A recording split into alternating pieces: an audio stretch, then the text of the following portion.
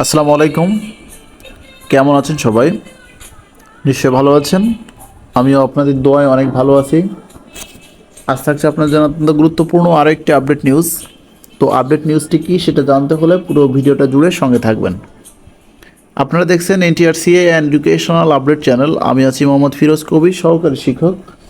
তো চলুন শুরু করা যাক। আজকের গুরুত্বপূর্ণ যে আপডেট নিউজটি আছে সেটি নিয়ে কথা বলা যাক। পঞ্চম গণবিজ্ঞপ্তিতে শিক্ষক নিয়োগের আবেদনের শেষ দিন আজ বৃহস্পতিবার।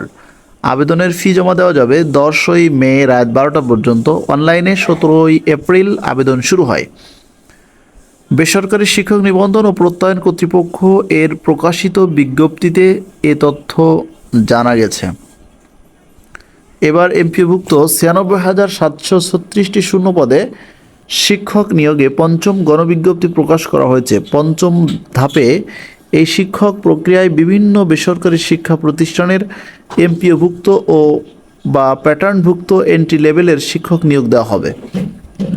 এসব পদের মধ্যে বিভিন্ন এমপিওভুক্ত স্কুল কলেজের 43,286টি পদ, মাদ্রাসা ও কারিগরি শিক্ষা প্রতিষ্ঠানে 53,400 পদ রয়েছে।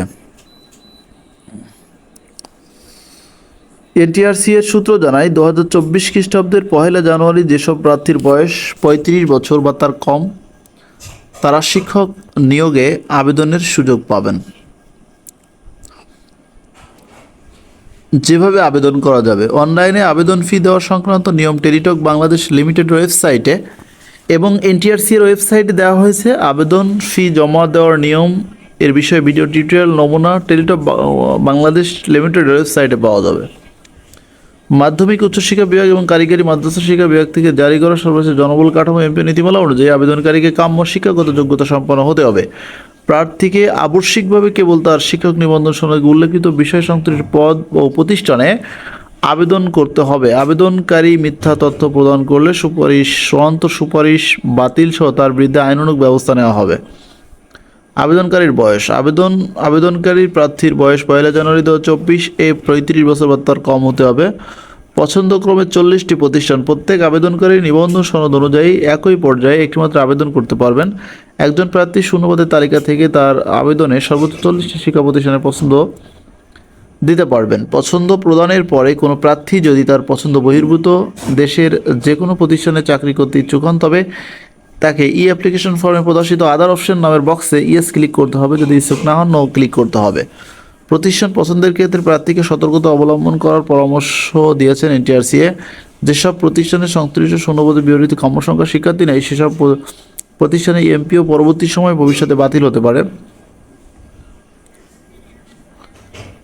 বিধায় বিভিন্ন বেসরকারি শিক্ষা প্রতিষ্ঠান থেকে প্রাপ্ত যেসব এমপিওভুক্ত প্রতিষ্ঠানের শূন্য পদে বিরোধী কাম্য শিক্ষার্থী নেই, সেসব পদে পরবর্তী সময়ে ভবিষ্যতে নিয়োগ সুপারিশ প্রদান করা যাবে না। কোনো প্রার্থী যদি স্কুল কলেজে উভয় পর্যায়ে সনদ থাকে এবং যদি উভয় পদে আবেদন করতে পারেন, তবে প্রথমে তাকে কলেজ পর্যায়ে বিবেচনা করা হবে। তারপরে যদি সেখানে বিবেচনা না হয়, স্কুল পর্যায়ে তাকে বিবেচনা করা হবে এবং আবেদন ফি 1,000 টাকা। আপনারা দেখলেন এই বিষয়টি আজকেই এনটিআরসির যে পঞ্চম গণবিজ্ঞপ্তি সেটা সম্পূর্ণ হয়ে গেল এবং আজকে কিন্তু তার শেষ ডেট এবং 10 তারিখ পর্যন্ত টাকা জমা দেওয়ার একটি ডেট আছে। তো আপনারা এখনও যারা আবেদন করেন নাই, তারা দ্রুত গতিতে আবেদন করে ফেলেন।